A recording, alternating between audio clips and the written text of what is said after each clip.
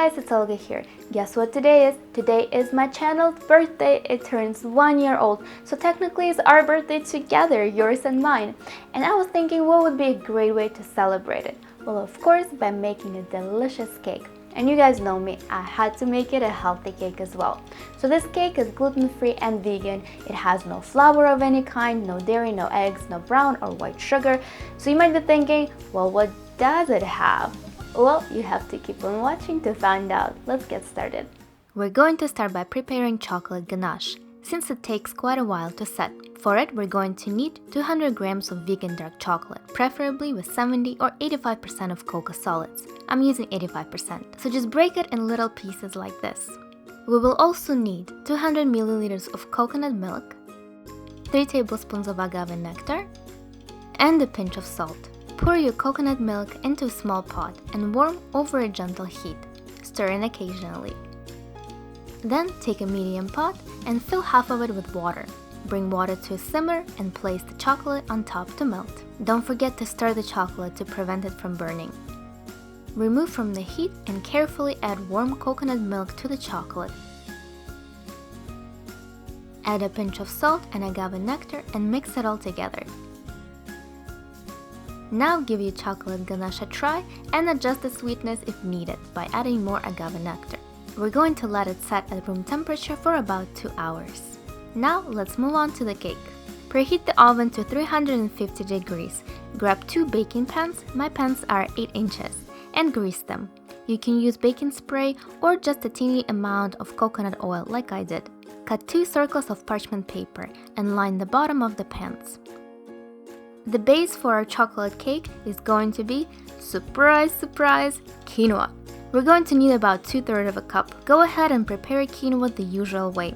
I've put the link for my video of how to make quinoa in the description box.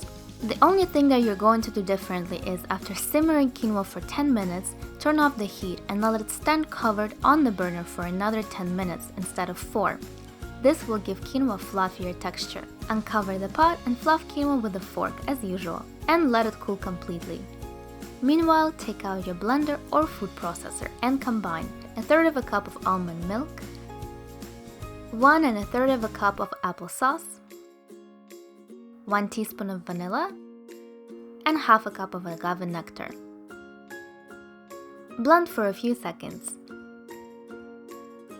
Then add your quinoa, which should be completely cool by now, and 3/4 of a cup of melted coconut oil. Blend everything until you get a smooth texture like this.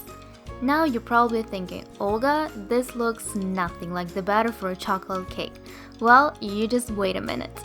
Grab a large bowl and combine 3/4 of a cup of coconut palm sugar, 1 cup of cocoa powder, 1.5 teaspoons of baking powder, half a teaspoon of baking soda, and half a teaspoon of salt.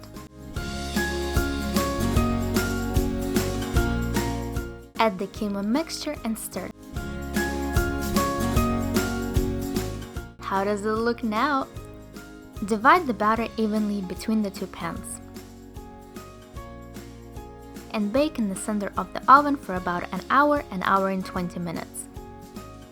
After an hour, check if the cake is ready by poking it with a knife or a toothpick. If it comes out clean, your cake is done.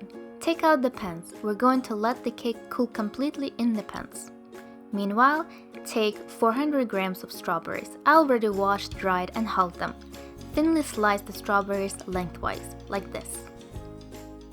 Eat a couple of strawberries while you're doing this because they are awesome. Now grab a plate that you're going to use for the cake.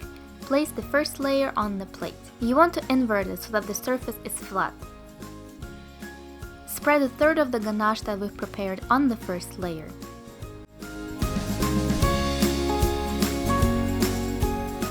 Cover with strawberries. You don't really need to make it look pretty since no one will see them.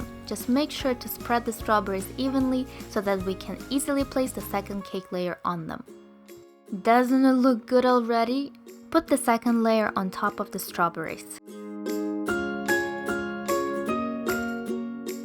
Cover the top and the sides of the cake with the rest of the ganache.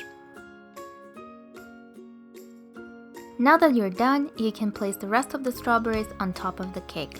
Start by placing a ring of strawberries with their points facing out. Continue layering rings of strawberries around the cake, overlapping each layer until you reach the center.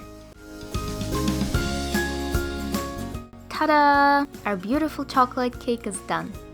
Since it's a birthday cake, we gotta make a wish. Alright, let's cut a slice and give it a try. Chocolate.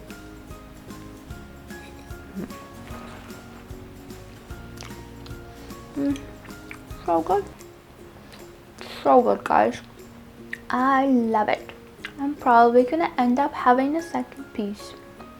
Don't tell anyone. Thank you so much for watching. Happy birthday to us again, and here's to many more birthdays to come. If you guys enjoyed this video, please don't forget to give it a like and share it with your friends, and subscribe to my channel down below so you don't miss any of my future recipes.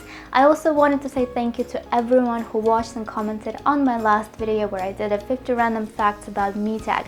You guys are seriously amazing, and I did not expect to hear so many nice things, and a lot of you actually shared some things about yourself, and I'm so happy that you did it because this makes this more real for me. Most of the time all I get to know about you is your username, and that's kind of sucky. So I'm so happy I did this and you guys actually enjoyed it. I'm sending each and one of you a hug and a kiss, and I will see you in my next video. Bye.